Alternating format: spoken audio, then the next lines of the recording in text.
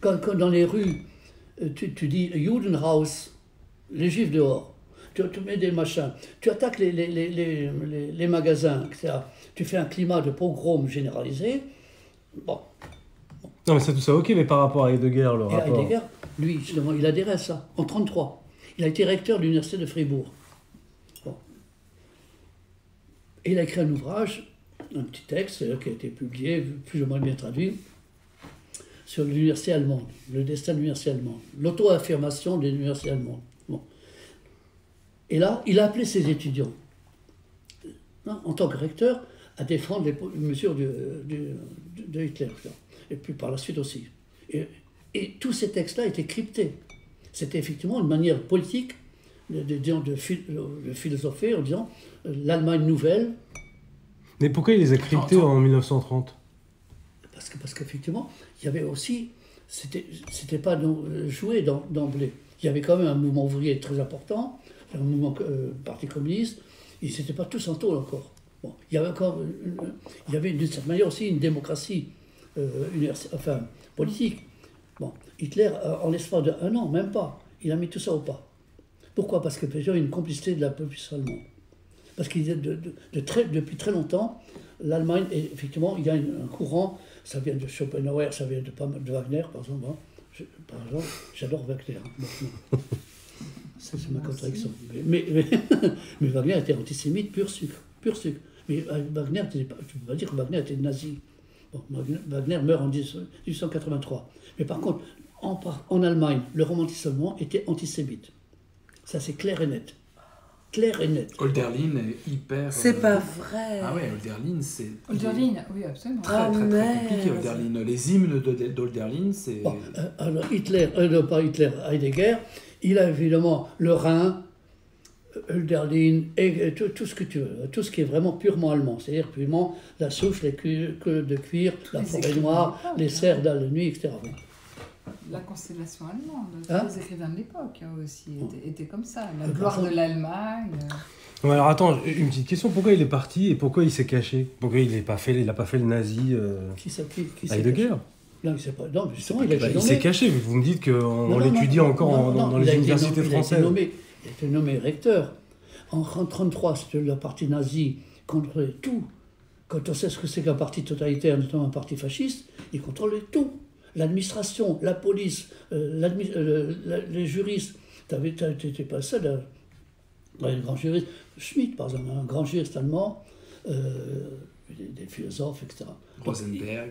Hein? Rosenberg. Ah ben oui, lui c'était un idéologue. Bon, voilà. C'est pas le même niveau. Bon.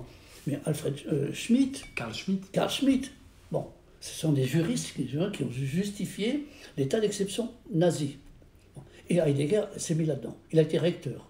Quand tu es recteur, c'était responsable juridique. Imagine-toi qu'aujourd'hui, Macron nomme un recteur. Il nomme qui? Il nomme un macronien. Alors, à fortiori, dans un état totalitaire. Bon. Et tous ces étaient antisémites, pur sucre. Pur sucre. Et aujourd'hui, tous les textes le démontrent de manière accablante. Tu as Hoth aussi, tu as l'autre, hein, des universitaires qui ont montré effectivement combien... Ouais, mais là, les amis, ce dont on parle là ce soir, c'est que c'est contesté, justement, son côté nazi à Heidegger. Non, c'est pas contesté, c'est minimisé. Parce que C'est minimisé. En France, l'heidegerianisme est extrêmement puissant et il y a plein de gens qui passent leur temps à minimiser. Ils disent c'est un petit nazi et un grand philosophe. Voilà. Donc il s'est pas caché de ses accointances dans les années 30. Jamais. Un philosophe, comme il s'appelle, ça me reviendra, rencontre Heidegger à Rome. Heidegger avait l'insigne nazi. Bien sûr. C'est qu'il s'appelle, ça me reviendra. L'intellectuel. Non, un philosophe. Ouais. Mais de toute façon, il faisait Heil Hitler dans l'université. Aujourd'hui, Gallimard, qui est une grande édition française, a publié les écrits politiques de Heidegger, il y a une quinzaine d'années. Ça c'était même par Hitler. Et ça pose de problème à personne. Non, ça pose de problème à ceux qui veulent combattre ça, mais ils ont en opposition une mauvaise foi et un corporatisme heideggerianiste extrêmement puissant. Il avait prévu, et que les cahiers noirs seraient publiés post-mortem. C'est incroyable ça. Mais oui. Ils ont été publiés en 2014 et c'est pas fini.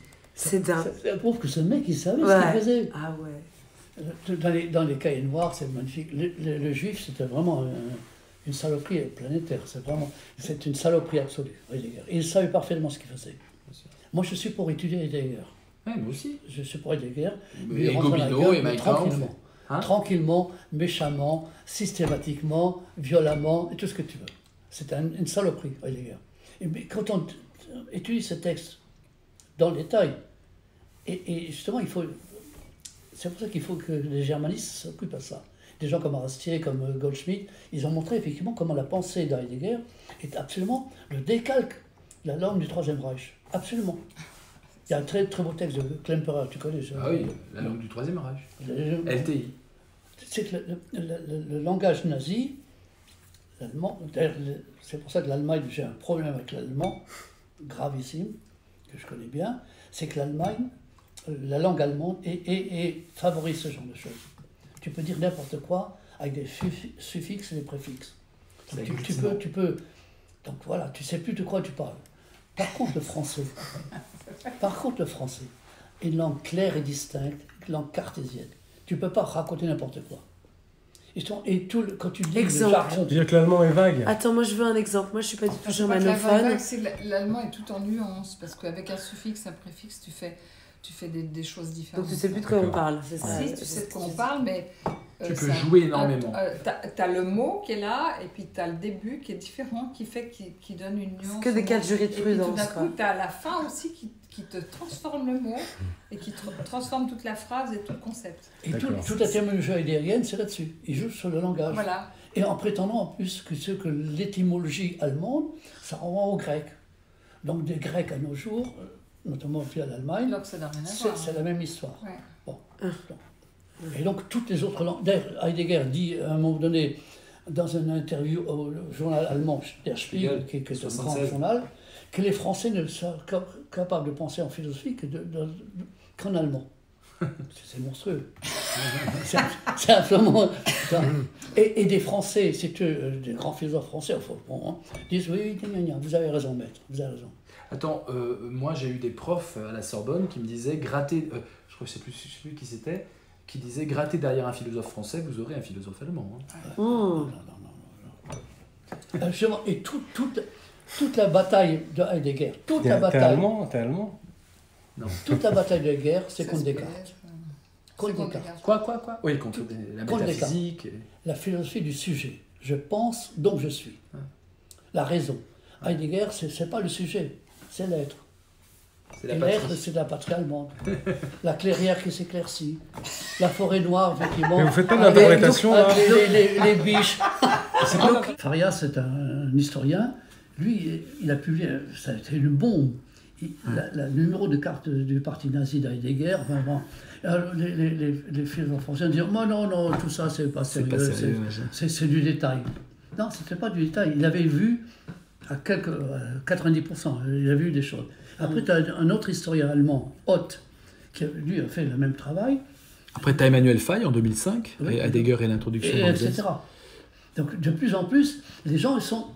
Acculé par le Ouais. nombre de preuves, quoi. La première chose, c'était dire Heidegger a été nazi, mais 6 mois. Oui, après il s'est arrêté. Un petit CDD de nazi. 6 mois, 6 mois. Allez, Le temps de son rectorat. Après, il était nazi, mais pas antisémite. CDI. Un parti nazi qui n'est pas antisémite, bon, C'est pas mal. C'est bizarre, C'est un il y a un nouveau truc qui concept. cloche. Et, après, et ainsi de suite. Il était antisémite, mais pas antisémite biologique, antisémite métaphysique. Ouais, mon cul sur la commode, métaphysique. M'en parlant, je veux dire. Voilà. Et donc, ils ont toujours été à reculons, les Heidegger français. Fédier, Vézin, Et les Chasserme. Et le Ferry. Ferry, bien sûr. Ferry, en 2003, il est ministre de l'Éducation nationale.